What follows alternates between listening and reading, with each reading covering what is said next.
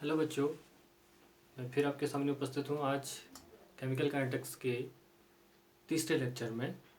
और जो दो महत्वपूर्ण लेक्चर हमने किए हैं शायद वो आपने कंप्लीट कर लिया होगा और उसको समझ भी लिया होगा। और उन दोनों का कंपेयर हम करते हैं तो अब हम बढ़ते हैं समाकलित वेग समीकरण की तरफ। तो आज का जो मेरा टॉपिक है वह समाकलित वेग समीकरण, ये कहते हैं इंटीग्रेटेड रेट इक्वेशन। बहुत महत्वपूर्ण है, जो एग्ज़ाम में 3 मार्क्स में आपका आता है, बोर्ड एग्ज़ाम में। तो आइए शुरुआत कर रहे हैं। जैसे इसका पॉइंट है, अगर परिभाषा की बात करें, अवकलित वेग समीकरण के स्थान पर हम क्या लिखते हैं, समाकलित वेग समीकरण प्राप्त की जाती है, जिसमें वेग नियतांक और अभिक्रिया की कोटि सरलता से ज्ञात की जाती है। तो आइए हम बात करते हैं अब पहले शून्य कोटि अभिक्रिया के लिए integrated rate equation.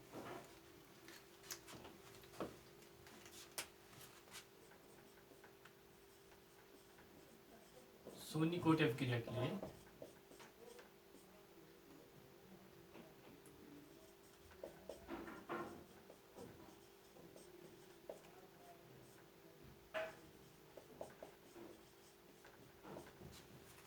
Integrated rate equation या समाकलित समीकरण, समाकलित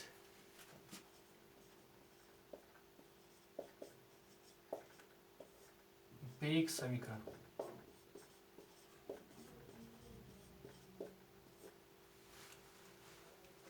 तो यहाँ पर भी हमें स्टेप बाय स्टेप ध्यान देना है। माना अभिक्रिया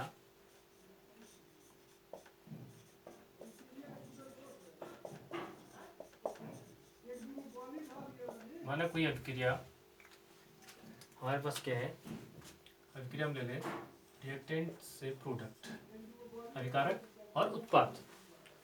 अभिकारक उत्पाद की हम बात कर रहे हैं। तो पिछले जो हमने 2 वीडियोस पढ़े हैं उसके अकॉर्डिंग हमने वेग D R upon T T is equal to हमने पढ़ा है के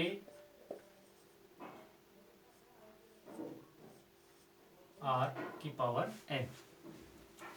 तो ये क्या है, हमें कंफ्यूजन है ना, पिछले हमने पढ़ा है ये क्या आपका वेग का नियम है, के आर की पावर एन।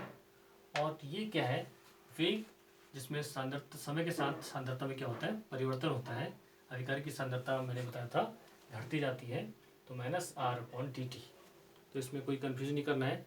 तो शून्य कोटि अभिक्रिया के लिए हमें पता है, शून्य कोटि के लिए हमें जानकारी है, शून्य कोटि के लिए, शून्य कोटि अभिक्रिया के लिए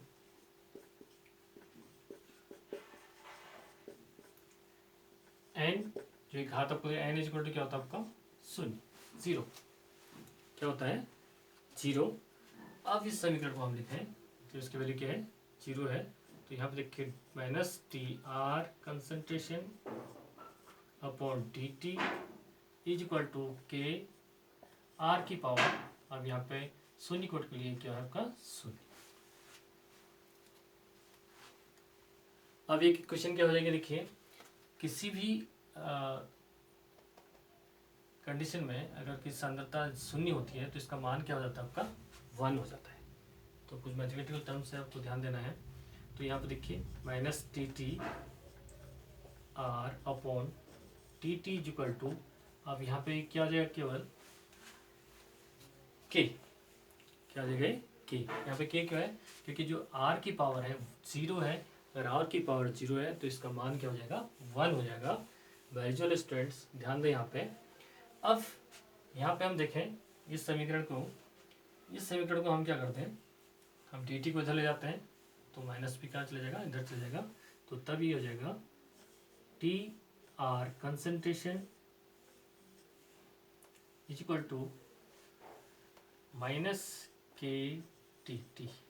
तो हम डी टी को इधर ले गए तो आपका क्या हो गया, माइनस भी इधर चला गया, माइनस के डी टी।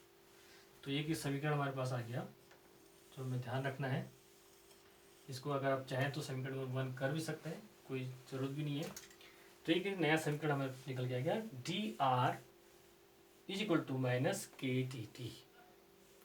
अब देखें, अब हमें क्या करना है, यहाँ पे इसका क्या करा, दोनों ओर इस समीकरण के दोनों ओर हमने इसका क्या करना है, समाकलन करना है। तो दोनों ओर समाकलन करने पर समीकरण नंबर 1 कर दें यहाँ पे। समीकरण नंबर 1 का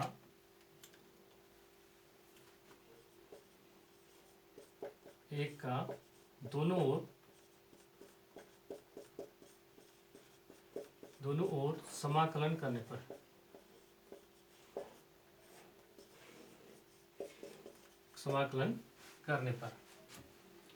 तो ये समाकलन कैसे हम करेंगे, तो जैसे माना कंडीशन हमारे पास ये है, समाकलन जब हम करते हैं तो यहाँ पे आप नोट कर लें, समय और सांद्रता दो चीज़ हमारे पास हैं। सपोज t बराबर क्या है, 0 समय में जो R रिएक्टेंट है, अभिकारक है, इसकी सांद्रता क्या होती है, R0 या R0। मान लें t0 पे R की जो सांद्रता होगी R0, जिसे हम बोलते हैं, ये क्या होगी आपकी प्रारंभिक सांद्रता।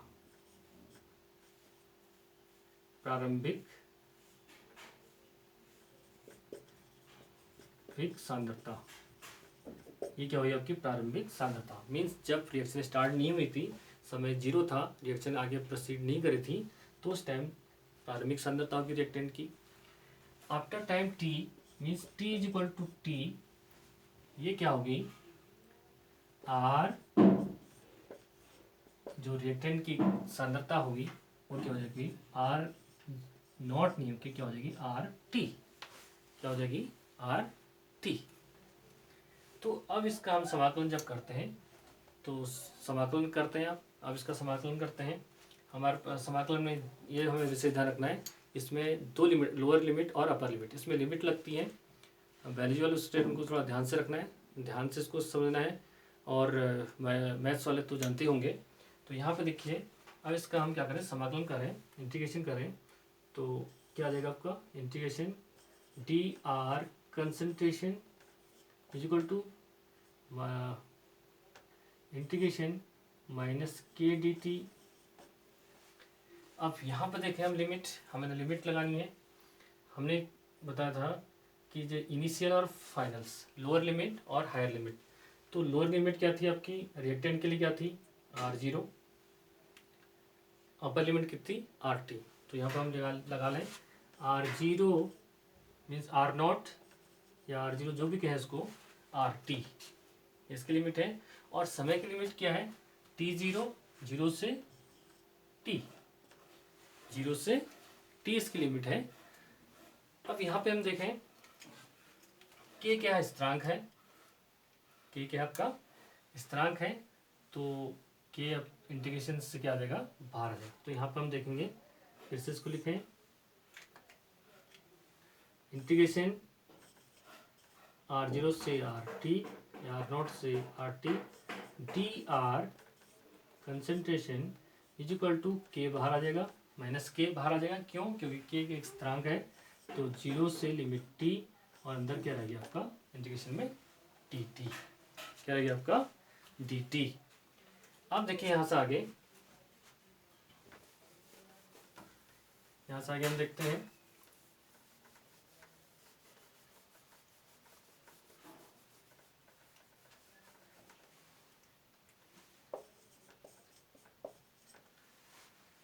यहाँ से हम आगे देखें। अब देखिए, ये हमारे पास लास्ट इक्वेशन है। लास्ट इक्वेशन क्या हमारे, इसको नोट कर लेते हैं यहाँ पे।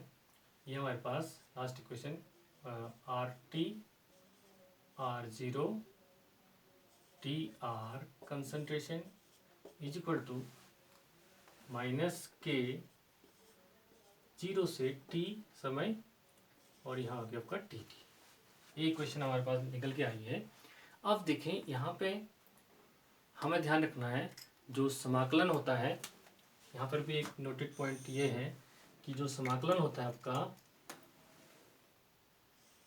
समाकलन dx इज इक्वल टू क्या होता है x, समाकलन dy इज इक्वल टू क्या होता है आपका y, और समाकलन T Z is equal to आता है आपका जेड। ये बहुत महत्वपूर्ण पॉइंट है।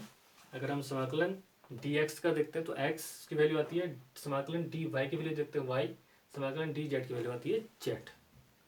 तो यहाँ से हम देखते हैं कि अब यहाँ हम देखें, यहाँ पर भी इस वैल्यू को लगाते हैं, डी एक्स मान लें इसको, है ना।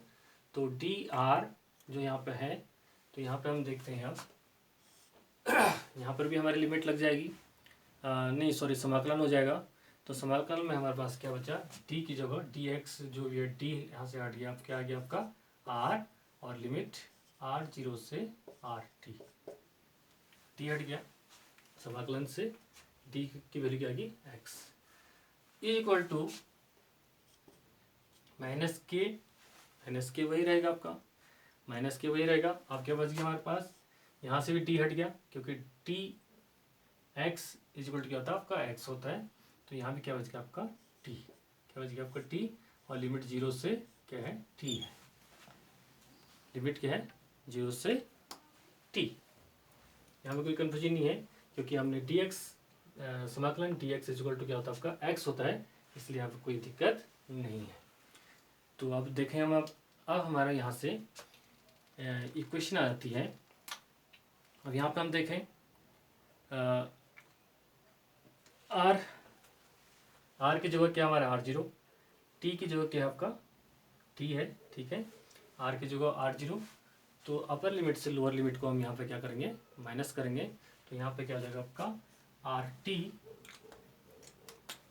यहाँ पे क्या हो जाएगा आपका R T minus R zero. तो यहाँ पे आर की जगह हमने क्या ले लिया आर जीरो या आर नॉट, इसको हम जो भी कहें, इज इक्वल टू माइनस के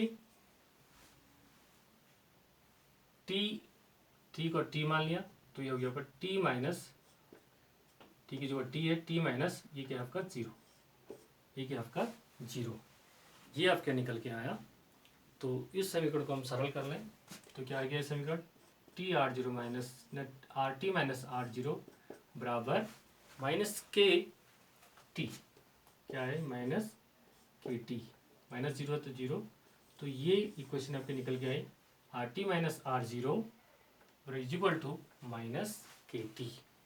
तो यहाँ से आर टी